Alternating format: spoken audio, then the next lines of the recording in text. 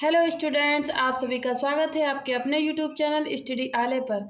आज हम यूरोप में राष्ट्रवाद का उदय चैप्टर 1 का वीडियो लेकर आए हैं, जो कि है पार्ट 3। पार्ट 2 हो चुके हैं, हमने प्लेलिस्ट भी बना दी है, आप लोग देख लीजिए जाके। अगर आपको नहीं निकालना है तो हमारा टेलीग्राम है, स्टडी आले नाम से टेलीग्राम है, जो कि आप लोग ज्वाइन कर लीजिए।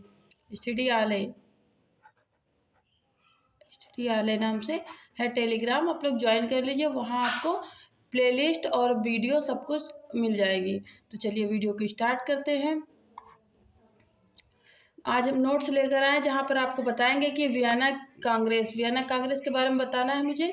तो ये 1815 में ब्रिटेन, प्रसा, रूस और ऑस्ट्रिया जैसे यूरोपीय शक्तियों, जिन्होंने मिलकर नेपोलियन को हराया था, के लिए प्रतिनिधि यूरोप के लिए एक समझौता तैयार करने के लिए वियना में इकट्ठा हुए, जिसकी अध्यक्षता ऑस्ट्रियन के चांसलर ड्यूक मैटरनिक ने की थी। तो वियना कांग्रेस क्या होता है इसके बारे में आप जान लीजिए। और संधि के तहत, यानी वियना संधि के तहत मुख्य 3 निर्णय लिया गया था। उन 3 निर्णय क्या था? पहला, फ्रांस की सीमाओं पर कई राज्य कायम कर दिया गया ताकि भविष्य में फ्रांस अपना विस्तार न कर सके। दूसरा, फ्रांसीसी क्रांति के दौरान हटाए गए बुर्बो वंश को सत्ता में बहाल किया गया। तीसरा, राजतंत्र को जारी रखा गया। ये थी संधि के 3 बड़े निर्णय। आगे देखेंगे कि 1815 में वियना संधि की विशेषता क्या थी। तो वियना संधि की विशेषता क्या थी? जैसे कि फ्रांस में बुब राजवंश की पुनर्स्थापना। इसका मुख्य उद्देश्य यूरोप में एक नई रूढ़िवादी व्यवस्था कायम करना था। फ्रांस ने इन इलाकों पर से आधिपत्य खो दिया जो उसने नेपोलियन के समय जीते थे। फ्रांस की सीमा विस्तार पर रोक हेतु नए राज्यों की स्थापना हुई। तो आपसे क्वेश्चन लॉन्ग पूछ सकता है कि 1815 के वियना संधि की विशेषताओं का वर्णन कीजिए। तो आपको वर्णन ऐसे ही करना है। तो आगे देखेंगे कि यूरोप में क्रांति क्या है? कि यूरोपियन सरकार के इन सारे निर्णय के विरोध में क्रांतिकारी ने जन्म लिया। क्रांतिकारियों ने अंदर ही अंदर कुछ खुफिया समाज का निर्माण किया, जिनका मुख्य लक्ष्य, जिनका मुख्य मकसद था राष्ट्रवाद को बढ़ावा देना, वियना संधि का विरोध करना, स्वतंत्रता के लिए लड़ना। तो यह है यूरोप में क्रांतिकारी का कारण।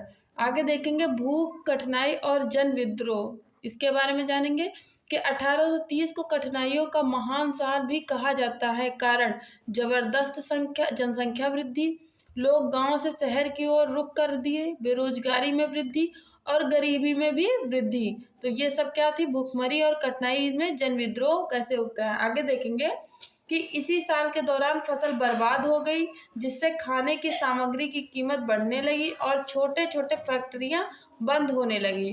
तो ये थी भूख और कठिनाई में जन विद्रोह के कारण। आगे देखेंगे इसी हेडिंग में आगे देखेंगे कि खाने पीने की कमी और व्यापक बेरोजगारी, इन सभी कारणों से लोगों ने सरकार के खिलाफ विद्रोह कर दिया। लोग सड़कों पर उतर आए, जगह जगह अवरोध लगाया गया, जिसे कृषक विद्रोह के नाम से जाना गया है। नेक्स्ट पॉइंट है जिससे यूरोपियन सरकार को गणतंत्र राज्य घोषित कर दिया गया। यूरोपियन सरकार को क्या? गणतंत्र राज्य। अभी तक राजतंत्र चल रहा था, अब क्या हो गया? गणतंत्र हो गया। गणतंत्र के बाद कानून में आए बदलाव, जैसे 21 साल से अधिक उम्र के लोगों को वोट डालने का अधिकार, सभी नागरिकों को काम के अधिकार की गारंटी दी गई, रोजगार उपलब्ध कराने के लिए कारखाने उपलब्ध कराए गए। इन सभी से धीरे धीरे गरीबी और बेरोजगारी कम होने लगी। नेक्स्ट पॉइंट देखेंगे कि नारीवाद या स्त्रीवाद कहेंगे इसको। पुरुष को सामाजिक, आर्थिक एवं राजनीतिक समानता की सोच के आधार पर महिलाओं के अधिकार और हितों का बोध नारीवाद कहलाता है। यानी कि पुरुषवाद इतना बढ़ गया था कि नारियों का ध्यान नहीं दिया गया, इसीलिए नारीवाद का जन्म होता है। नारीवाद एक विचार है जो नारी के पक्ष में बात करता है। विचारधारा एक खास प्रकार के सामाजिक एवं राजनीतिक दृष्टि को इंगित करने वाली विचारों का समूह विचारधारा कहलाता है। जैसे अति लघु क्वेश्चन में आ गया कि विचारधारा किसे कहते हैं, तो आपका आंसर यही होगा। आगे देखेंगे आज हम जर्मनी और इटली का निर्माण, जर्मनी का एकीकरण।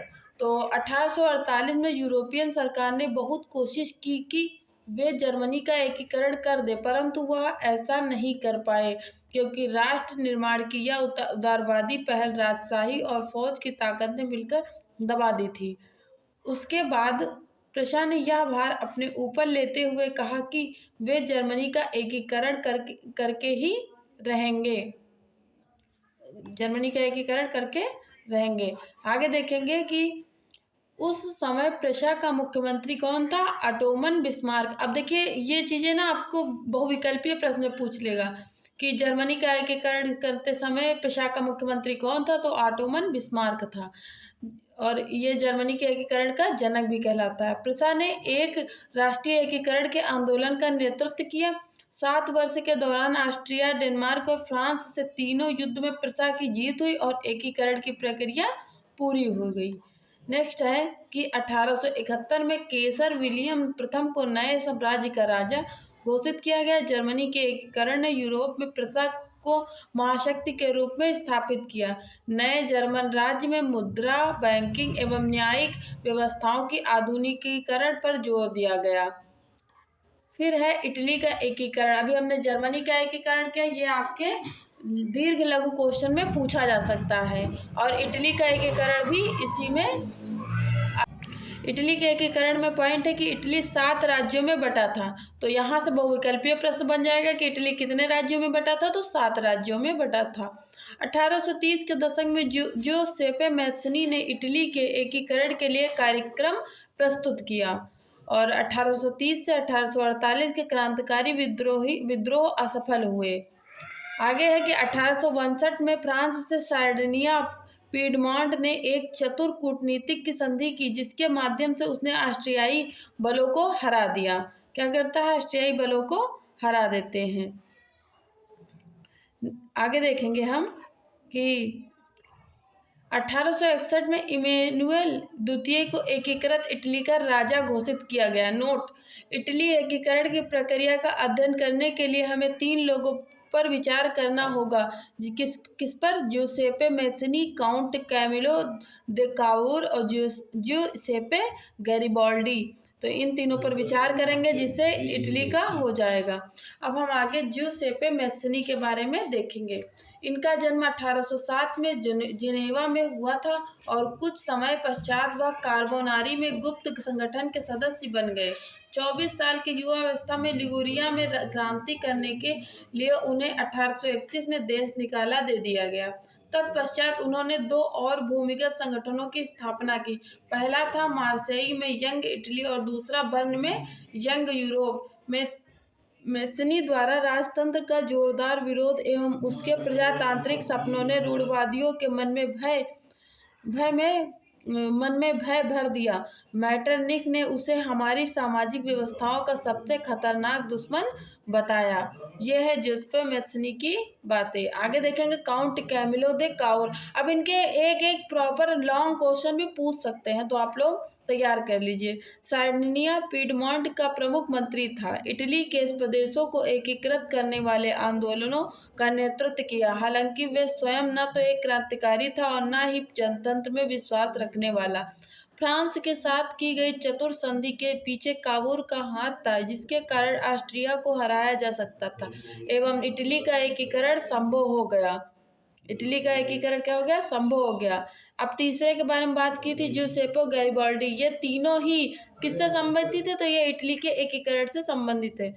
वह नियमित सेना का हिस्सा नहीं था। उसने इटली के एकीकरण के लिए सशस्त्र स्वयंसेवकों का नेतृत्व किया। 1860 में दक्षिण इटली और 2 सिसिलियों के राज्य में प्रवेश कर गए और स्पेनी शासकों को हटाने के लिए स्थानीय किसानों का समर्थन पाने में सफल रहे। आगे क्या है कि उसने दक्षिण इटली के सिसिली को राजा इमैनुअल द्वितीय को सौंप दी और इस प्रकार इटली का एकीकरण संभव हो गया। इस प्रकार क्या हो गया? इटली का एकीकरण संभव हो गया। अब तो स्टूडेंट्स आपको मैंने इतना पढ़ा दिया, अभी एक पार्ट और आएगी क्योंकि आपका यूरोप में राष्ट्रवाद काफ़ी बड़ा चैप्टर हो जाएगा, तो इसको हम 4 पार्ट में कंप्लीट करने वाले हैं और 3 पार्ट हो चुके हैं। तीनों पार्ट आप देख लेंगे तभी चौथा पार्ट समझ में आएगा। तो आप लोग वेट करिएगा मेरे चौथे पार्ट का। तब तक 3 पार्ट आप बार बार रिवीजन करिए क्योंकि एग्ज़ाम तक अच्छे से तैयारी हो सके। और वीडियो देखने के लिए thanks for watching. Thank you.